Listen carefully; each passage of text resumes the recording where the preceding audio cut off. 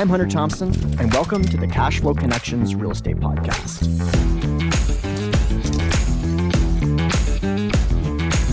How's it going, everyone? Welcome back to the show. Today, we've got Gary Lipsky, who is a multifamily operator and president of Break of Day Capital. They've done over $250 million of real estate transactions. He has a focus in Arizona, which I'm also extremely bullish on.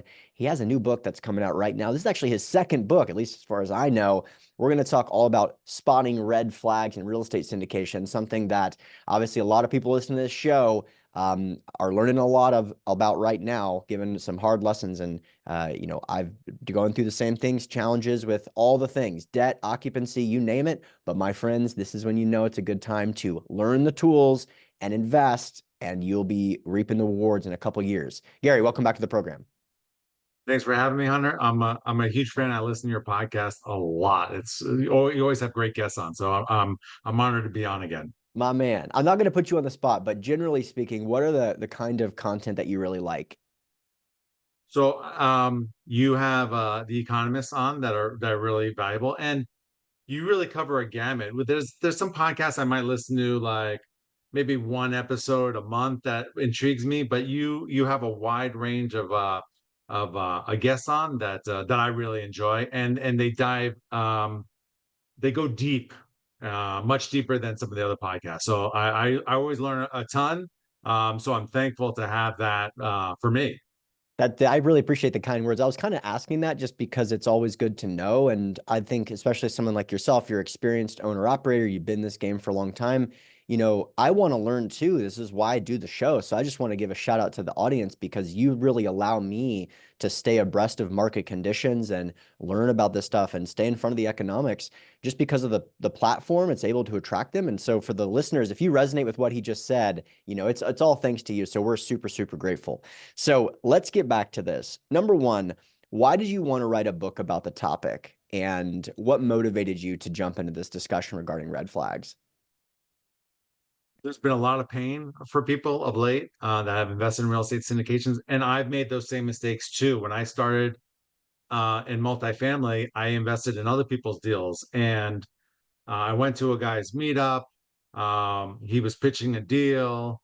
I trusted him. I wanted to invest in a deal. Other people that I knew were investing in the deal.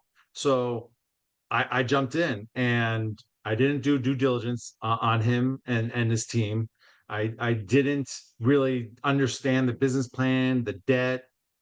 I made all the mistakes that I go over in this book, and certainly the deal didn't go as well as planned. So their expenses were higher, their income was not nearly as what they expected, and later on I realized, oh, these are the mistakes that person made, and the mistakes that I made for just jumping in, and I want to give other people the opportunity to know what to look for in an operator and in a deal to avoid the mistakes that I've made many times when I started out. Yeah.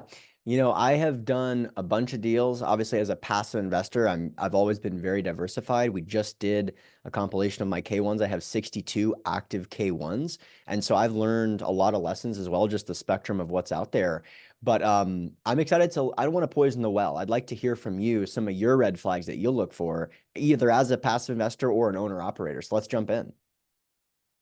Yeah. Well, obviously, vintage is super important when you're looking at the deal.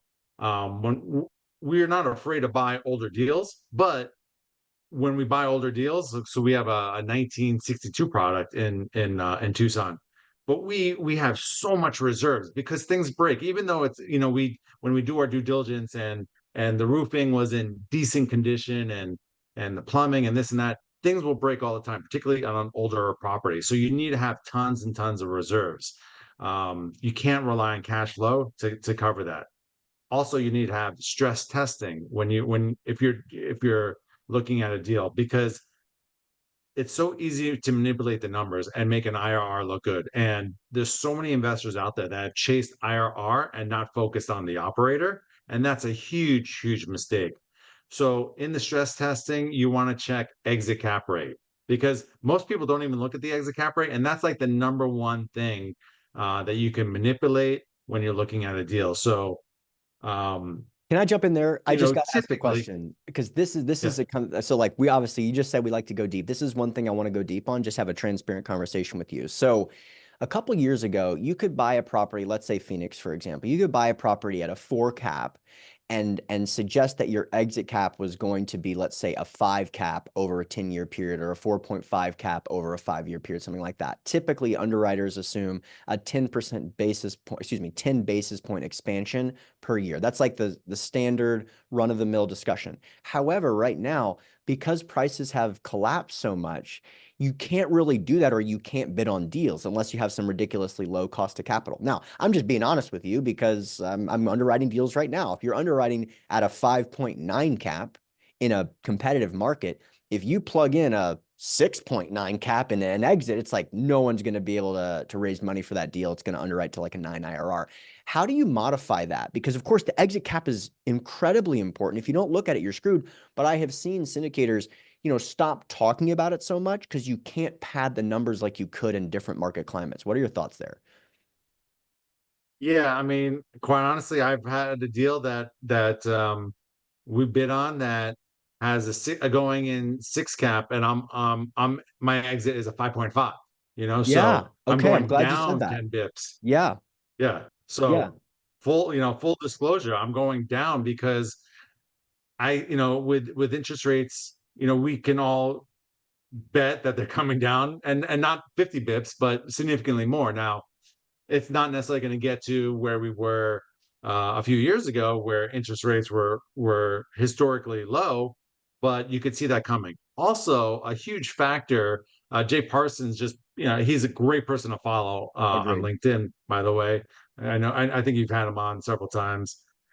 There's just a cliff of new apartment buildings getting built, and so it drops off tremendously. I think we're at historical. I think it goes back to like 1975. The drop off of how few units are getting built right now. So right now you're seeing some pain and some occupancy, but in a few months, in a year, it's going to be a huge drop off where occupancy is going to skyrocket, and that's why Cortland, I think, raised 1.5 billion recently for a Mm. multifamily fund. They were looking to raise 1 billion. They got 1.5 billion. And another big players raising insane amounts of money to invest in multifamily because they see the data as well. That's a really good point. And we'll kind of do one little back and forth about this. This is a critical element where if you're not looking at the exit cap to understand its implications and potentially tinkering with it to see what the potential sensitivity analysis is, it can account for half of your return or more, depending on how aggressive you are. So I guess the next national question is we're totally aligned, right? Like we're going to have to underwrite some sort of cap rate compression given what the market is looking at in terms of interest rates. You can disagree, but you likely won't be able to participate unless you can raise money at 9%, which is awesome. If you can, call me, please. We should partner together. But how do you take that same thesis and like really try to be objective about it? Because that's the reason you like real estate. Me too. It's all about the numbers, but where do you start to feel uncomfortable? Is it 5.5, 4.5? Because sometimes when you get into mania and there's money flowing in and out, it's hard to know, like, what were we thinking? Why would we ever think this would sell for 3.5? But if everyone is doing it, it's hard to create that real floor. How do you create that floor in your mind? Or is it other factors not necessarily tied to cap rate?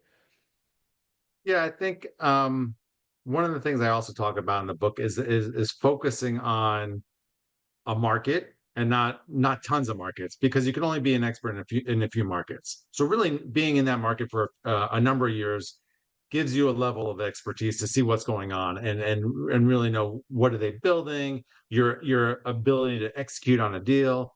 And I see a lot of people also making mistakes, particularly in the last few years, of okay, multifamily, I can't raise money for that right now, or I can't do deals. So I'm chasing all these other different things.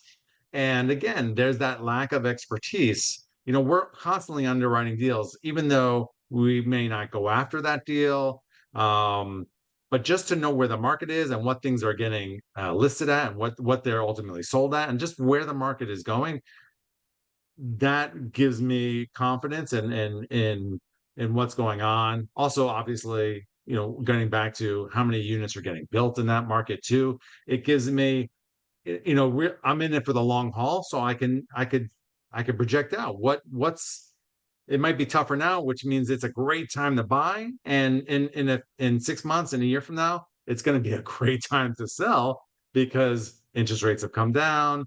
There's a lack of supply, and so demand is at an all-time high, and we're going to be sitting pretty.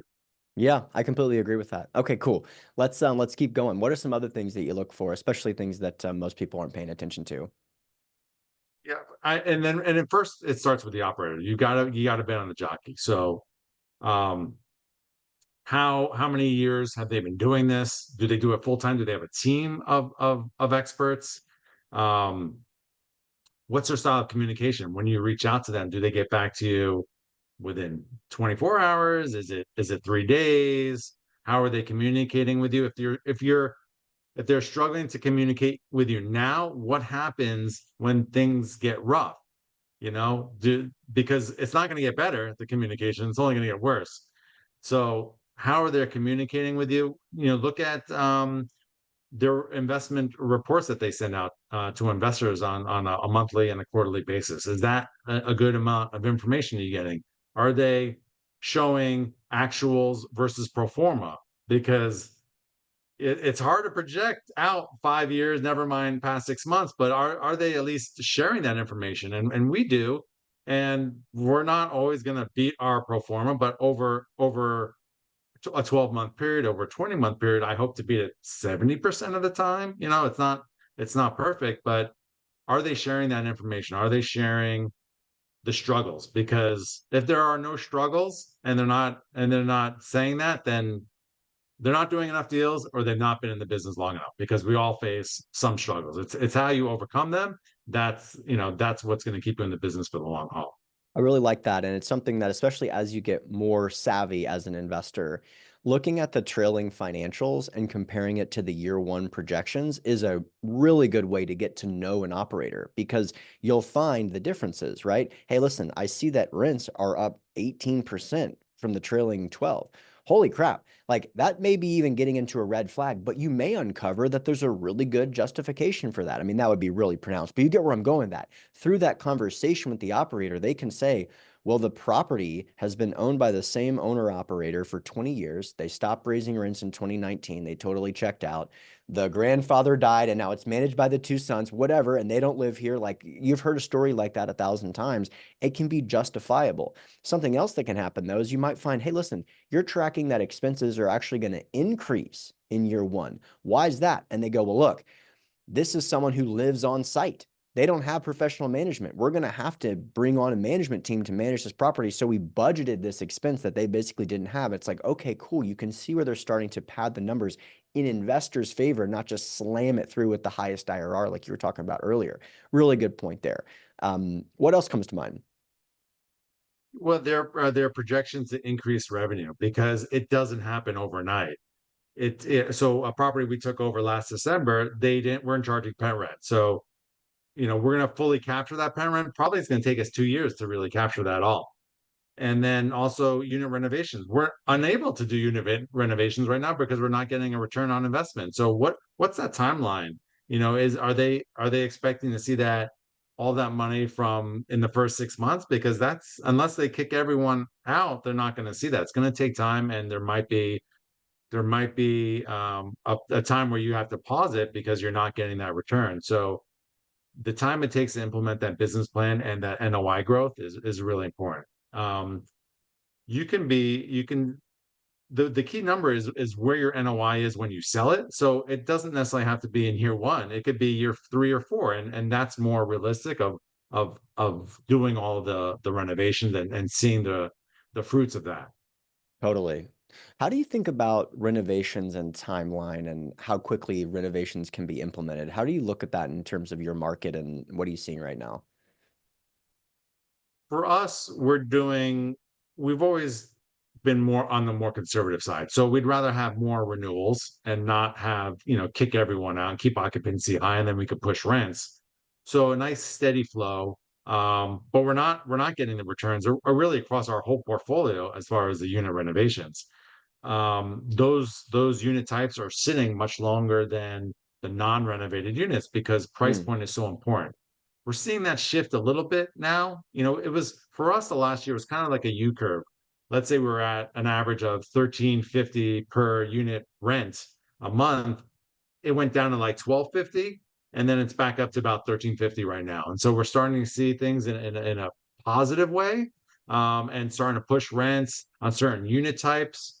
Um, but it's not where we were a year and a half ago. But we're starting to see that you know the sun come out and things starting to improve at our properties. very interesting. So, are you saying that, previously Tucson, Phoenix, these Arizona markets and others were so hot that you could be pretty aggressive in terms of renovations, where the faster you could turn them, the more you could renovate them, you'd get a return. But when things soften, people start to be price sensitive around the extra, I don't call it $200 a month or something like that. Is that around where you're probably targeting, or even 300? Oh, absolutely. And even smaller than that. I mean, because we were getting massive jumps across our portfolio previously, but now, yeah, everything is so price sensitive and it moves so quickly.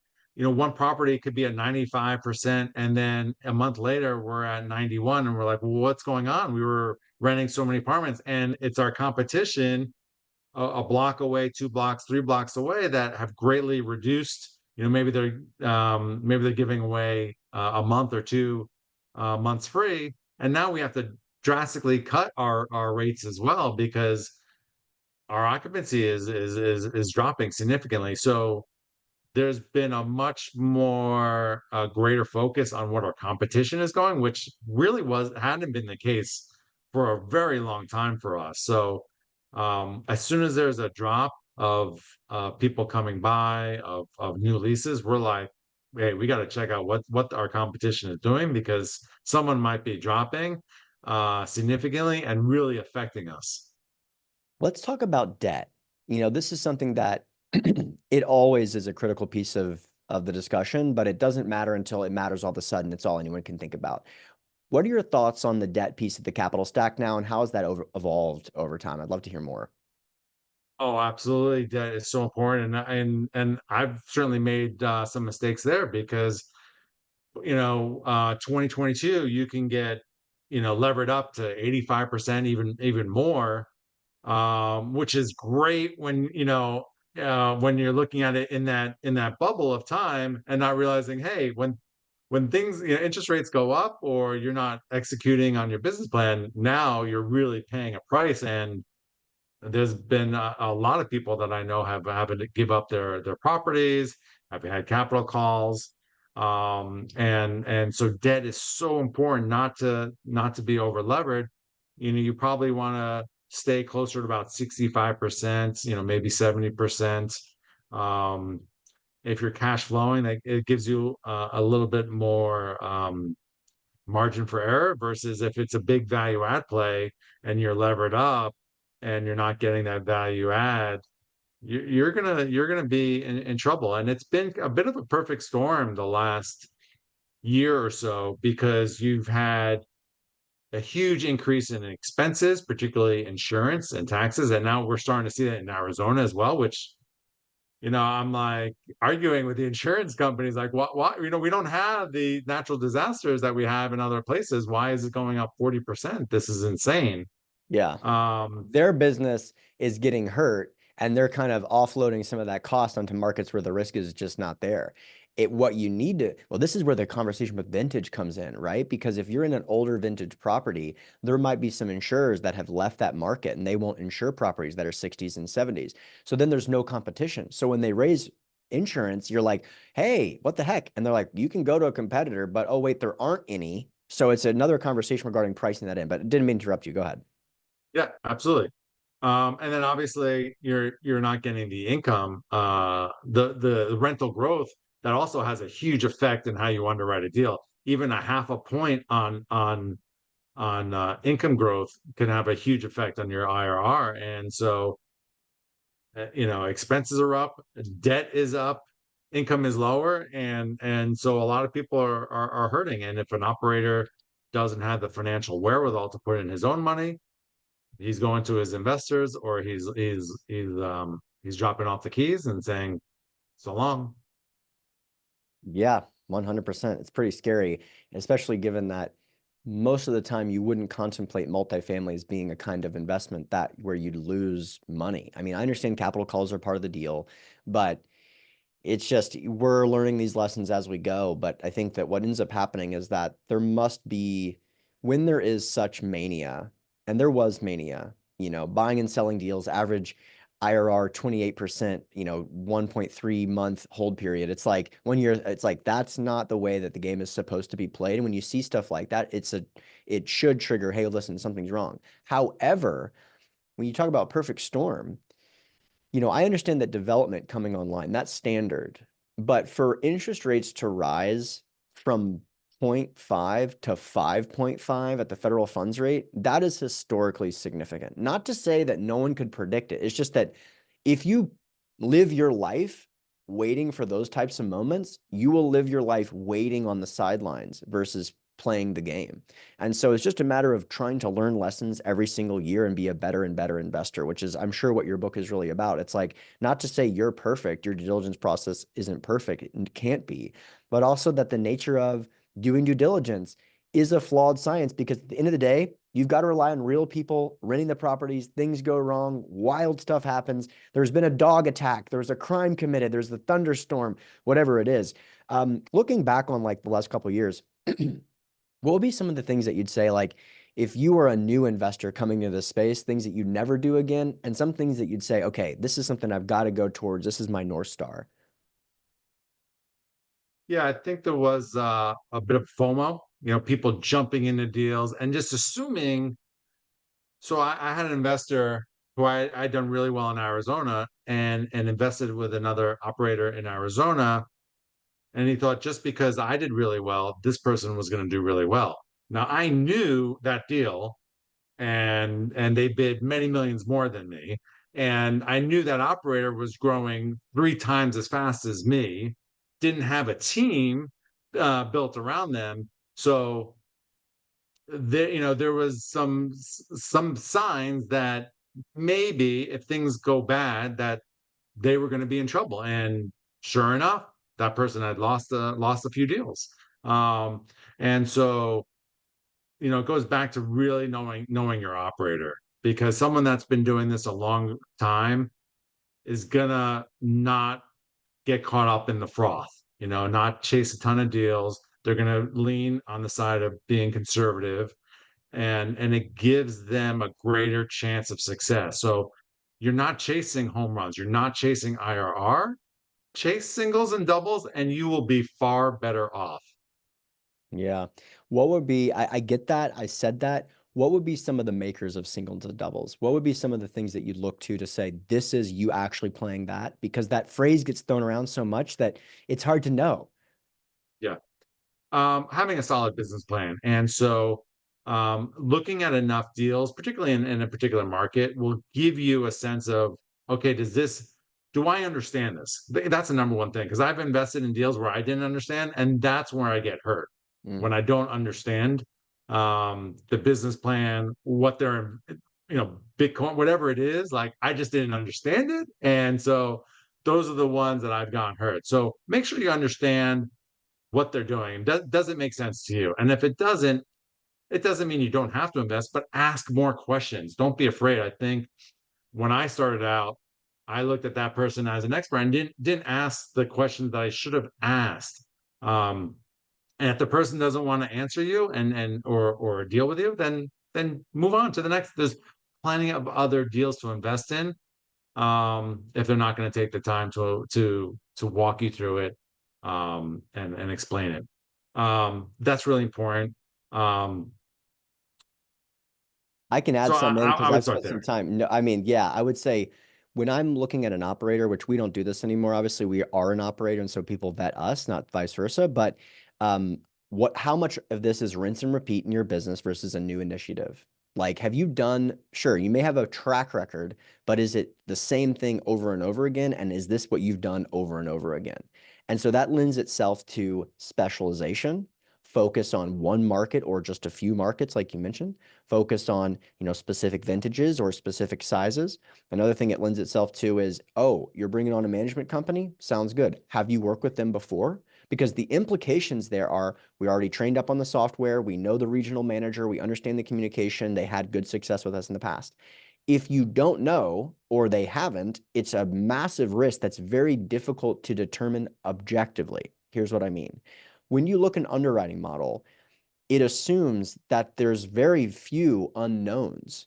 Like you don't know if you spend the first month integrating with a new technology that everyone hates, and then you got to onboard some new management software. That doesn't really come up in these conversations regarding passive investors because operators don't share those types of grimy grits of the business. But dude, if the operator is distracted dealing with some new software that they end up hating and they're like, well, we should change the management company because they make us use the software. That's the way real business actually sounds. So the way that you need to limit those risks is find out how much of this is rinse and repeat, because then you can actually look at the underwriting model, you can actually look at the market dynamics and determine something about the future. Here's another one. Professional referrals. Investor referrals are great, but I want to talk to CPAs that confirm that their property value and assets under management is similar to this, that confirm that the number of transactions is lying with their track record. Something else, if you want to go super deep, pull title on properties they claim they own, right? Like I can go to a beautiful property that you own and have some drone footage and everything. But it's like, if you pull the title and I'm not listed, maybe I don't own it. Maybe I'm a partner of someone that does. Maybe I'm a tiny little owner. I want to see the actual document so I can understand what I'm getting into so that I can limit those risks of the unknowns. I'm sure you've had some investors complete some pretty significant due diligence. What would be like an example of something that you would really say, if someone does this, they're really taking it seriously and off to, a good start in terms of due diligence? Well, we had people send us like 30 questions and ask, and included in that is, am I a loan guarantor on the deal, which is Good really one. important because if my butt isn't on the line and someone else is, then it gives the opportunity for a person not to, you know, potentially not care as much. Yep. How much have I invested in each deal, and has my team invested in each deal as well? Yeah, that makes Um, sense. I love that. Okay, cool. Let's talk about looking out into the future. What does the future look like for you? What are you seeing in terms of where we are in the market? It sounded like from a rent standpoint, things are looking good. Maybe you've bottomed out, at least in Tucson. I'd love to hear about deal flow, valuations, et cetera, as you look out into the next 24 months or so. Yeah, deal flow has been relatively quiet. So in 2022 in Tucson, there was 28 apartment buildings, 100 units or more that sold that year. Last year there was three, so huge drop off. And we've seen little waves. There was a few months ago there was like a handful of deals in Vegas, and we bid on one, and then there's like nothing since, which was like shocking. So there's these little waves, but more and more are coming. They have to sell because their loans are coming due. They're not meeting their DSCR. So there's a number of reasons. It's not going to be a tsunami of like bad deals, but deals will be picking up more and more, particularly as rates come down. Um, it's also a really good time to buy, in my opinion. Interest rates are high; they haven't come down yet. We've seen in the last maybe 6 weeks interest rates fall about 100 bips for agency debt, which is huge. So you're able to have a higher bid. The seller is happier because they can get a little bit more juice on their deal. Definitely going to be a lot more transactions in not necessarily 2024, but we're heading in that direction for 2025. And so it'll be a really, really interesting time. And then, like I said, with the supply drastically dropping off, there's going to be some really good opportunities to buy now, which I know people are fearful, and which is that means it's a great time to buy because they're going to be reaping those rewards when they look to sell in 3, 4, 5 years from now. Makes sense. Um, what geographic locations, obviously you're very bullish on Arizona. Are there any kind of sectors of the economy or geographic locations that you're really excited about? There's a lot of good markets, and so but I can only be an expert in a few markets. Southwest we really like, growing. Vegas is still growing. Obviously, Arizona is growing. You're not seeing as much migration as there was during COVID, but it's still growing at a above national average. You're still seeing tremendous job growth. So those are the factors that really play a huge role. Um, but for the Southwest, that's the market I really know and like. That's what we're focusing on, and we feel that there's a tremendous opportunity there. Yeah, me too. I really like that. Okay, before we jump off, what are you going to say, let's say in 5 years, where are you going to, is there a vision that you can see economic indicators or potentially some of that mania where you'll say, hey, we want to sell everything? Or is it that you're trying to use debt where you don't care what happens in the market? It doesn't matter how inflated it gets. There's really no, you're not trying to sell. And if so, what are those metrics? Because we want to learn them now so that we can be prepared emotionally and financially when it does happen. Yeah, I've always taken advantage of the market. So we had sold a lot of deals when things got frothy, 2 years, 20 months, and got huge returns. Certainly, we rode that wave, but we put ourselves in position. But having longer term debt gives you that flexibility, even if so it's balancing out that prepayment penalty too, because in there was a deal we sold, we still doubled investors' money, but we had a $2 million prepayment penalty. And I think a lot of people were facing that huge penalties and now got into bridge debt. And so there's this balance that you've got to find that allows you to get you through the tough times, but yet not take as big of a hit. But we haven't done an agency debt deal in probably 5 years, and now anything that we're doing now is typically 5 year agency debt. It allows us to get out in a few years if things start getting really frothy and we want to take advantage of it. It allows us to get through a tough time. We can always refinance. But the metrics is really knowing the market, BOVs, how is have we doubled investors' money? That's our key metric. Are we getting close to that? And does it make sense to take the win now, or are we still um, are we still having tailwinds that we can really ride this out? But we're rather sell quicker than wait too long, because I know people that waited way too long and then missed those tailwinds, and now where we sold and doubled or on a deal tripled investors' money in the same market, now they're going to double investors' money and it's been twice as long. So take your wins, take them off the table is our feeling. Everyone has a different thesis, and there's no right or wrong answer, but I'd rather take a win and then look for another opportunity. One last question about that. How do you balance taking that win, paying taxes, therefore, but it does create liquidity. It does create a success story for your investors and for your business, by the way, versus 1031ing, extending, not providing that liquidity. But, how do you balance that internally? I'm sure you've thought about this a bunch.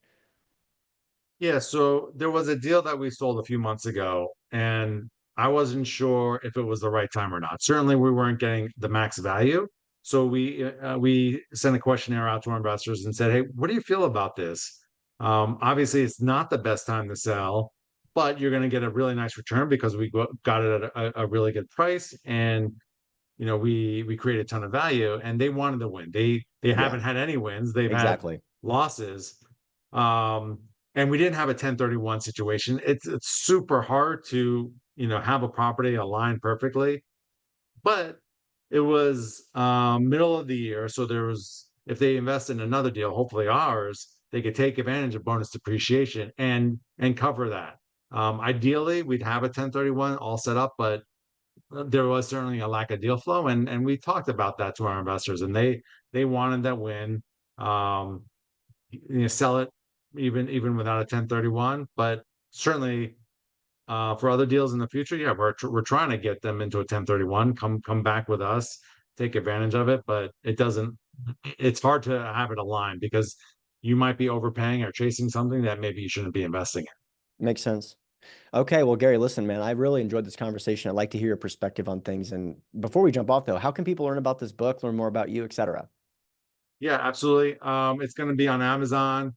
Um, and for anyone that has listened to this podcast, I will give you a free copy for the first 5 people. I'll mention Hunter when you email info@breakofdaycapital.com, and we'll send you out a copy. And yeah, invest smart, spotting red flags, and real estate syndications. Let's go. We'll link to that in the show notes page. Gary, thanks a bunch, man, as always.